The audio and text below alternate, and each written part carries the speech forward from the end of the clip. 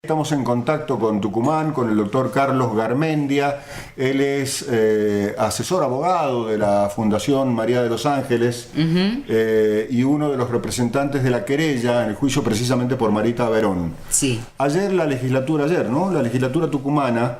En realidad esta nota es un poco más anterior. Bueno, pero ayer el Poder Ejecutivo, digamos... el Poder Legislativo de Tucumán sancionó la ley que prohíbe el funcionamiento de prostíbulos. Prostíbulo cero. Prostíbulo cero. Preguntamos a Carlos Garmendia. Le agradecemos, doctor Garmendia. Santiago Jiménez, Miriam Aracibia y Julio Rutman, los saludamos desde Mendoza.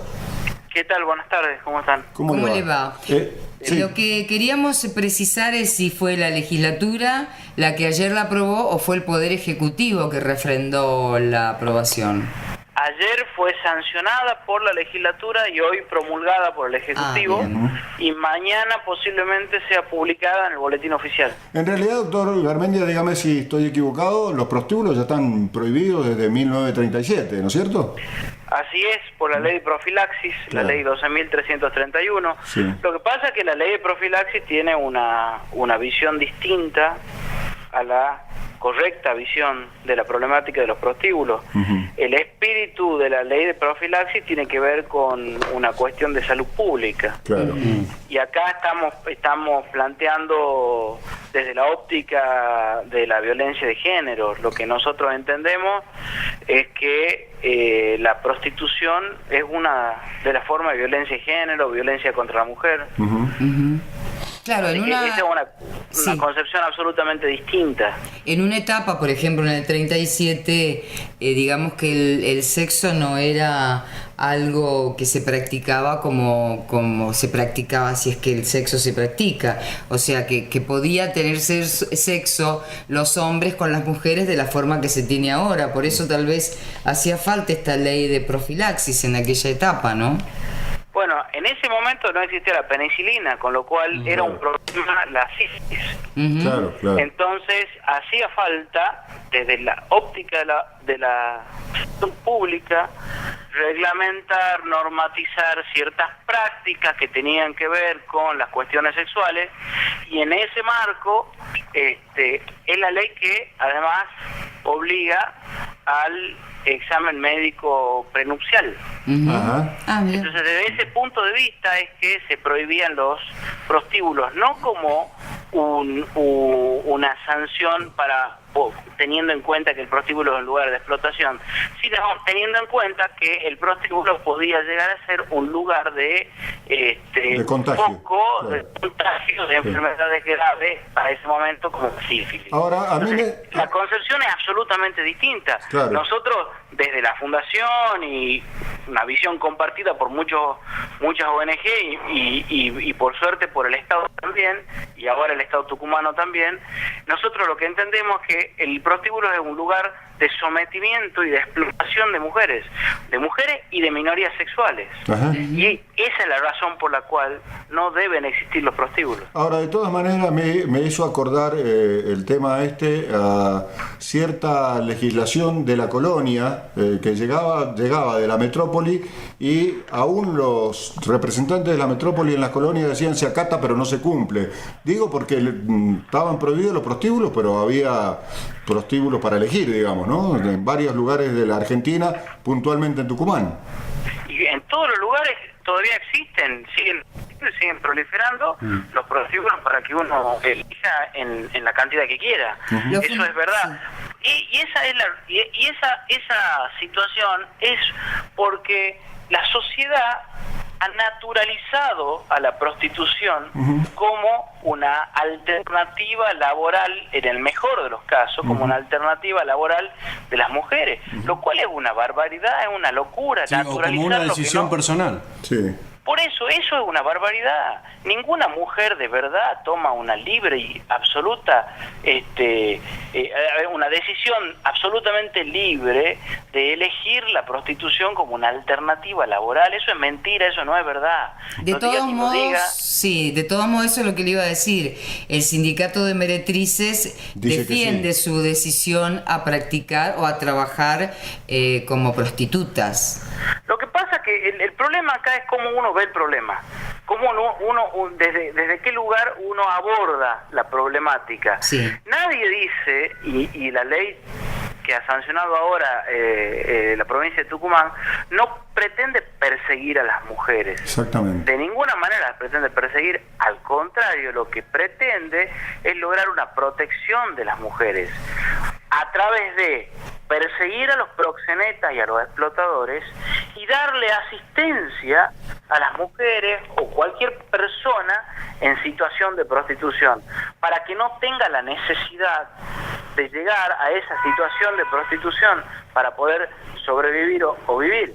Entonces, cuando las representantes de AMAR dicen que se están cerrando los locales nocturnos de esparcimiento nocturno, prostíbulo no es ningún lugar de esparcimiento nocturno. Eso no es verdad, eso es mentira. El prostíbulo es un lugar de sometimiento, de esclavitud de mujeres, algunas encerradas y otras no encerradas, ¿verdad? Pero es un lugar de sometimiento de las mujeres, un lugar en donde las mujeres son tenidas como mercancía, donde son tenidas como objeto, y además con la particularidad de que tenemos dueños de prostíbulos y proxenetas que viven una vida desde el punto de vista económico muy cómoda, y mujeres que a los 30, 35 años están con sus cuerpos destruidos por la calle. Esa es la verdad. Doctor, yo conozco muchas mujeres en situación de prostitución por mi trabajo en la fundación y por mi trabajo como profesional. Yo defiendo muchas mujeres que están actualmente en la calle, situación de prostitución, las defiendo de la policía y de abusos por parte de ciertas autoridades corruptas, y la verdad es que ninguna jamás me ha contado que le encante, que le guste, que sea una fuente de trabajo placentero, sí. Obviamente, ninguna. Sí. Si el Estado viene hoy y le da una alternativa para sacarla de ese lugar, más vale que por supuesto que van a aceptar eso y van a dejar de estar en esa situación de prostitución. Es lo que se dice, nadie nació puta. Claro, así dicen las feministas. Doctor, le hago dos preguntas en una. Una dice, estamos leyendo que la ley sancionada y promulgada precisamente sanciona con 60 días de arresto a quienes violen esta ley. ¿A usted le parece suficiente la sanción? Esa por un lado. Y la otra, ¿cuánto tiene que ver en la sanción de esta ley el caso de Marita Verón? A ver, a mí me parece que no es suficiente 60 días de arresto. En realidad hubo dos proyectos de ley que discutió la legislatura tucumana. Un proyecto de ley que presentó el legislador Jesús Salim, que pertenece a la Cámpora, y otro fue el proyecto que envió al Ejecutivo y que fue el que finalmente fue aprobado. En el proyecto que presentó el legislador Jesús Salim trabajamos nosotros. Fue un proyecto en realidad elaborado por la Fundación, por mí personalmente, junto con otras personas que hemos estado trabajando. En ese proyecto nosotros no planteábamos el arresto como sanción. No habíamos pensado en la privación de libertad como sanción, porque además hay que tener presente que esto es una cuestión administrativa, porque estamos hablando de controles administrativos, no de sanciones penales, ¿verdad? Por violación a normas administrativas. Entonces lo que nosotros habíamos establecido era una multa muy fuerte que iba desde los 20.000 pesos hasta los 40.000 pesos. Además de eso, la clausura definitiva y absoluta, inmediata y definitiva del lugar que se determine como prostíbulo, es decir, del lugar que finalmente era prostíbulo. Planteábamos la inhabilidad de aquellos que hayan infringido la ley para ser titulares de negocio en Tucumán durante 5 años y la creación de un registro de infractores a la ley. Además, una serie de comunicaciones de la clausura a un montón de organismos de la provincia y de la nación también, como la AFIP, como la División de Renta de la provincia, Secretaría de Derechos Humanos, las direcciones de rentas, las áreas impositivas de los municipios, y una serie de organismos de control fiscal, bueno, también la Secretaría de Trabajo. Así que no es esa la sanción que nosotros hemos pensado la adecuada, pero sin embargo, lo importante para nosotros es que esta ley muestra la decisión política del gobierno tucumano de abordarlo al problema de manera seria, porque la ley tal cual está escrita nos permite una reglamentación muy amplia, es decir, nos deja mucho margen para la reglamentación. Entonces vamos a poder, a través de la reglamentación, ir dotando al organismo que va a controlar, que va a ser la policía por un lado, y al mismo tiempo una comisión provincial que se ha creado con esta ley de lucha contra la trata y la explotación sexual, y que a través de esta comisión podamos crear los equipos de asistencia necesarios, no solo para las víctimas de trata, sino también para cualquier persona en situación de explotación.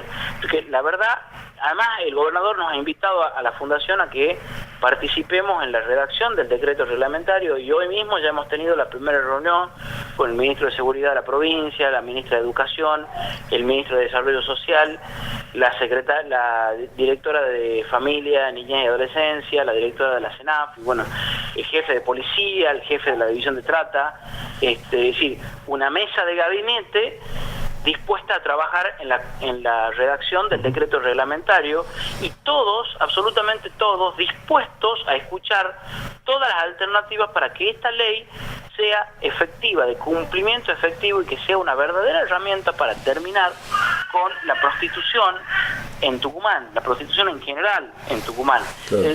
La utopía que nos planteamos, reglamentando esta ley y ejecutándola esta ley, y la utopía que le transmitimos desde la Fundación al gobierno tucumano, y que evidentemente la ha receptado, es que no exista ninguna mujer en Tucumán que necesite de la prostitución para vivir. Y la otra parte de la pregunta era cuánto tenía que ver el proceso que se está siguiendo para quienes han desaparecido de Marita Verón, ¿no? Yo creo que tiene que ver mucho, claro, no solo con esta ley acá en Tucumán.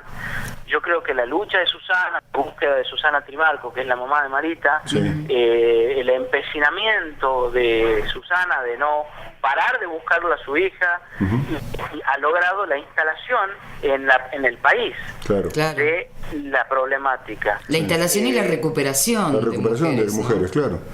Sí, es así, digamos, y Tucumán también ha tenido un cimbronazo en ese sentido con el inicio del juicio.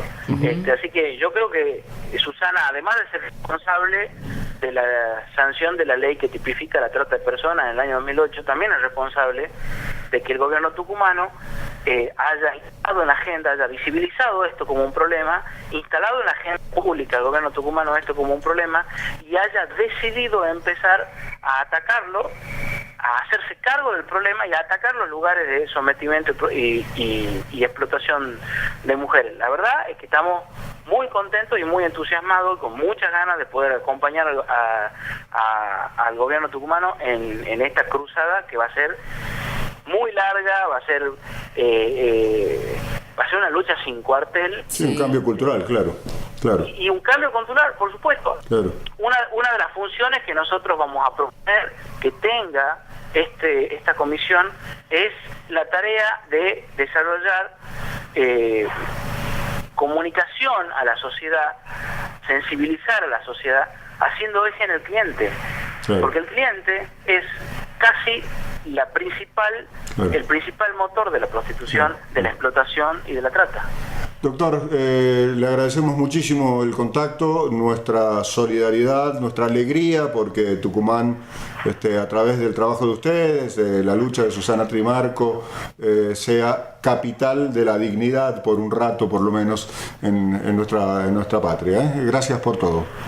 No, gracias a ustedes, aquí estamos a disposición. Gracias. Bien, el doctor Carlos Garmendia, entonces asesor de la Fundación María de los Ángeles y querellante en el juicio por la desaparición de Marita Verón. Recordemos que esto tiene que ver con mafias. Con mafias, sí. Por eso es que dice que la lucha recién empieza. Sí, además no hay ningún cartel en ningún lugar que diga esto es un prostíbulo. Se llaman whiskería, clubes nocturnos, saunas, etcétera, etcétera, ¿no? Como dice acá con el